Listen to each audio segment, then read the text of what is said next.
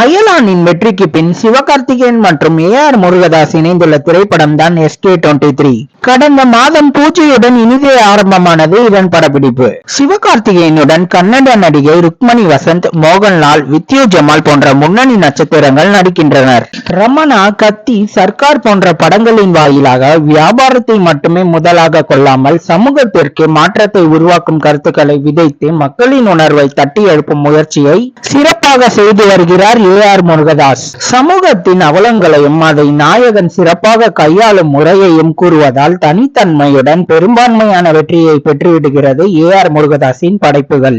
சிவகார்த்திகேயன் மற்றும் AR முருகதாஸின் கூட்டணி தமிழ் ரசிகர்கள், சினிமா ஆர்வலர்கள், அரசியல்வாதிகள் என பலரையும் எதிர்பார்க்க வைத்துள்ளது. படம் பற்றி கேட்டதற்கு கஜினியை போல் ஆக்ஷனில் தெரிக்க விடுவதாக குறிப்பு கொடுத்திருக்கிறார் இயக்குனர். சிவகார்த்திகேயனுக்கு பலமே அவரது வாய்தான். கலக்கலான காமெடி மூலம் கவுண்டர் அடித்து சிறுசு முதல் பெருசு வரை சிரிக்க வைக்கும் சிவகார்த்திகேயனை சீரியஸான முரட்டு பீஸாக தரமேற்ற உள்ளாராம் முருகதாஸ். இதற்காக கூடவே ஒரு தனி பயிற்சியாளரை வைத்து பயிற்சி கொடுத்து டெஸ்ட் ஷூட் எடுத்து பார்க்கும் போது இயக்குனர் நினைத்ததை விட உடல் மொழி, உச்சரிப்பு, தோற்றம் என அனைத்தும் பக்காவாக அமைந்துவிட மனுஷன் செம ஹாப்பியாம். அடுத்த தளபதி ரெடின்னு ஆனந்த பூரி படைந்து விட்டாராம் AR முருகதாஸ்.